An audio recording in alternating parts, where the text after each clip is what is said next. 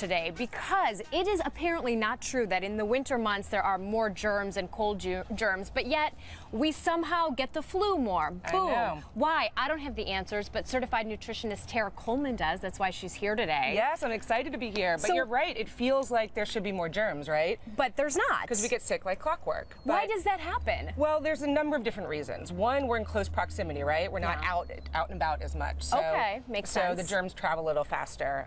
But also think about what happens starting next week, starting after Thanksgiving. We get run down and our immune system tanks. Because we're not sleeping, Exactly. we're stressed out. Can I ask you one question before we start? Yeah, of course. My mom was a nurse in Poland, but she would always tell us, don't sit on the cold ground because you'll get sick and you'll get hemorrhoids. Is there any truth to that? Is being outside in the cold, can that make you sick? Well, I can't speak to the hemorrhoids, but I can tell you that that's not true. Okay, so not true. So what can we do to prevent getting sick in the winter months? Well, the first nutrient, the go-to nutrient, is vitamin D. Okay. Now, if you've been to the doctor probably the past couple years, they've most likely told you that even here in sunny San Diego, you're low in vitamin D.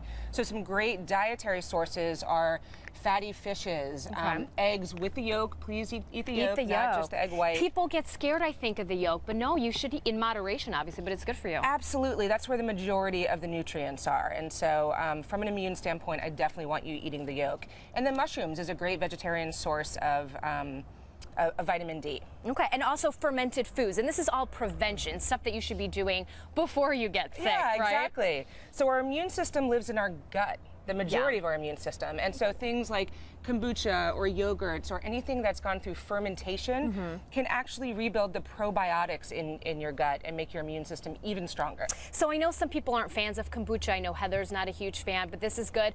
Maybe kimchi is another option. Miso soup is a great option. I'm a huge fan of kimchi's, and yeah, that fermentation is definitely good for your gut. Garlic apparently is good for you. Here's the thing about the garlic, it has to be raw.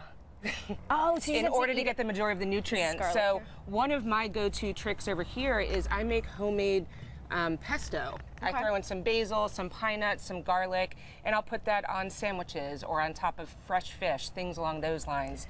And that gets that raw garlic into you. So you don't necessarily need to chomp into it, much like an apple. I mean, you could, and then you don't have to worry about the close proximity anymore and the germ spreading. And here's one thing that you need to do that many of us just don't: sleep.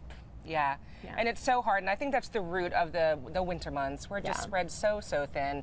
And so if you're having trouble sleeping, magnesium is the go-to nutrient. So, what has magnesium? Beans, whole grains, seeds, nuts. You can also soak in Epsom salts. I don't know if you've ever done that, but if you draw a bath, put some Epsom salts in there, the magnesium comes through your skin into your body. Okay, so now if you're doing all this, but yet you somehow still get sick, we've got things to do to kind of, fight that, right? Yes, absolutely. Well, one of them, and it was true, what maybe your mom told you this, bone broth. There's a reason that chicken soup and things like that are the go-to. Because bone broth has some wonderful nutrients in it. Okay, and now I saw towards the end of the table here, so you're telling me that cookies and candy, we should be eating this, right? Exactly. I'd be so much more popular if I did. No, This is the part that breaks everyone's heart. When you start getting the cold or flu, you have to cut the sugar. No. I know it's what you're craving. I know we like things like Gatorades or vitamin waters and things like that, but they have too much sugar and they're going to actually feed the sickness. And it's crazy how much sugar is in some of this stuff. You look, well, I don't know if I want to show you. There's 32 grams of sugar, and you're thinking, oh, it's healthy. Per serving, there's probably a couple servings in there too. That's true. Well, this is one bottle. Okay. But that's right, because normally you think, oh, it's one serving, and it could be 4. So we're trying to keep you healthy, trying to avoid the flu. Tara, thank you so much. Thank you so much. Anything else you want to say? Certified nutritionist for those of the people trying to avoid getting sick this winter? Get some sleep, wash your hands, and just take the best care of yourself as possible. It's not worth burning the candle at both ends and ending up in bed for the rest of the season. So you heard it here.